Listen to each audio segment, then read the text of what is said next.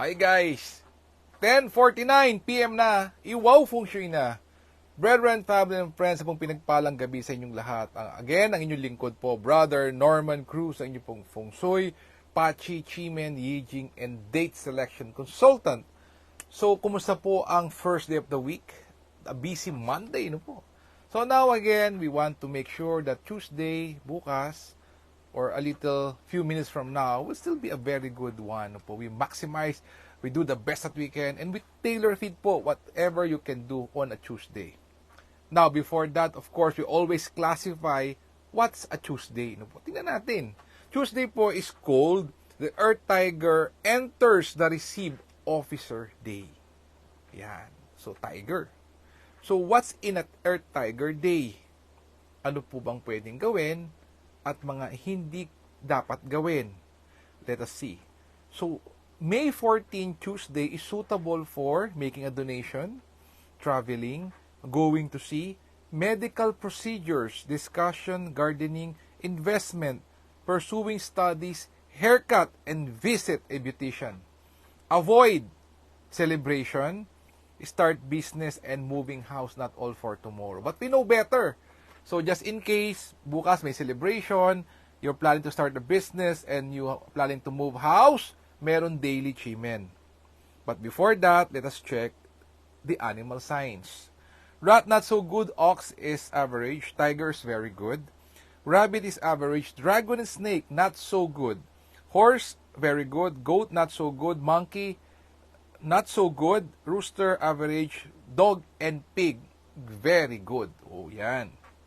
Okay, now, daily chimen natin. Either kontrahin mo yung mga may gagawin kang not recommended, you still want to push through with it and get what you want, or you want to maximize or 10x po yung mga bagay na suitable tomorrow. Alright, let's do it. Okay, daily chimen.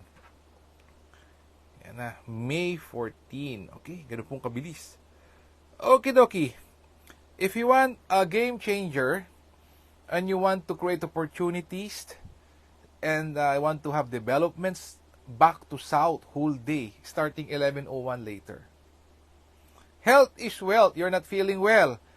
You want to have better condition, talikod sa southwest. And anything to do with finances, money related or wisdom that you make the best decision ever tomorrow, talikod sa west. If you want to make amends, if you want to attract helpful people, ay importante po yan. Ano po yung pandemic po, yan ang naging susi. Attracting noble and helpful people. 7 stars. Uy, ito gagamitin ko. Talikod sa northwest. If you want to be beautiful and handsome, you want to 10x, being a blogger, content maker, sales and marketing, upload something online, talikod sa northeast. Okay, eto na naman tayo, Norman. Want to make this perfect? Practice tayo. So, how do we use to manifest eto pong northwest na may 7 stars whole day? Tingnan natin. Meron siyang harmony and harm door. Yan. Okay. So, sa mga matagal lang nakikinig, you know na lagi pong parehas ang ating starting point. Okay, ito po tayo ulit. Again, it says here, okay, depending on your faith, you may change the word universe. Universe, I let go of all that no longer benefits my journey and open myself to become the person needed to fulfill my aspirations. I am deeply thankful for my blessings and I'm always eager to evolve, learn, and do whatever it takes to achieve my dreams. I easily and effortlessly magnetize new opportunities by always attracting the right people who brings me abundance and happiness as we build and grow businesses together. Amen. So you can do that with an amen or depending on your faith. Oh, wow. How about in Tagalog? Okay. Universe, hinahayaan ko ang lahat na hindi na nakikinabang sa aking paglalakbay at binubuksan ang aking sarili na maging taong kailangan para matupad ang aking mga mithiin sa buhay. Lubos akong nagpapasalamat sa aking mga pagpapala at laging sabik na umunlad, matuto at gawin ang anumang kinakailangan upang makamit ang aking mga pangarap at madali at walang kahirap-hirap. Ayan. Okay. Sabi dito, okay. Ayan. Sabi dito. So, ano po siya? Harm door. Tingnan natin, harm door. Let us see. Harm. So, may mga new opportunities po, So, you can magnetize what? You magnetize, ayan, mga bagong new opportunity, mga bagong idea at pananaw, new opportunities. So, yun po, BFF, you can do that po. Okay, let me check po yung sa Tagalog po nung bandang yung huling part. Okay. Para po wala pong kawala. So, sabi dito, ayan. Actually, ang another layer nyon is, ito po, ang mga tamang tao na nagdudulot sa akin ng kasaganahan. Kaligayahang habang sama-sama tayo nagtatayo at nagpapalago ng mga negosyo ang tama. Ayan po, ng tama. Ang ganda po nun. So, yung po, don't you forget, ito po yung pattern. You can copy it first and then you can elaborate. Of course, tailor-fit it to what you want. Po natin. Okay, yan. Meron nag-message. Yung hourly chimney naman, Norman. Opo naman, we'll do that. Okay, yung mga Green Dragon, Flying Bird, and Jade Maiden watching the door on a May 14. Ayan. So, mamaya po, 12 a.m. to 12:59 a.m., there's a Green Dragon returns talikod sa Southwest with a game changer po, 1-hour window. And then, there's again another Green Dragon at 7 a.m. to 8:59 a.m.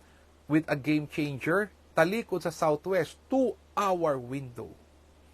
Flying Bird Fall into Cave, 9 a.m. to 10:59 a.m. talikod sa West.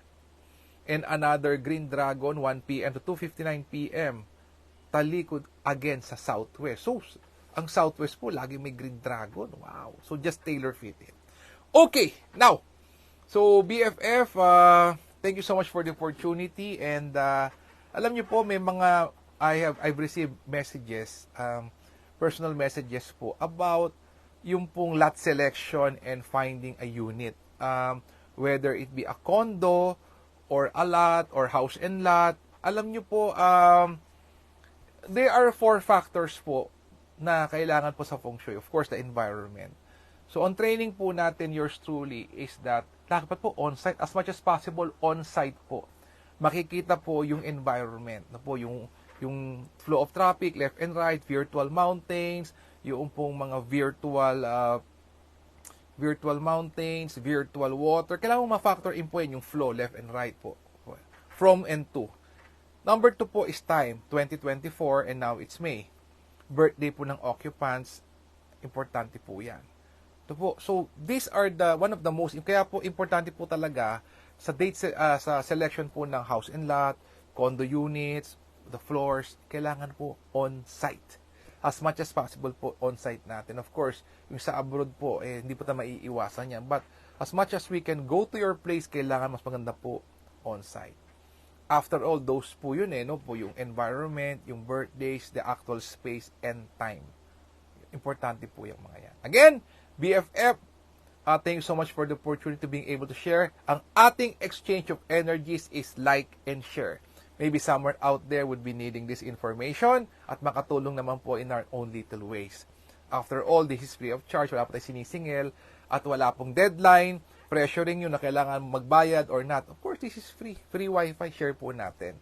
At sa mga lahat po naman din na may mga game changer po that happened to you because of this, share po natin sa others would be inspired po.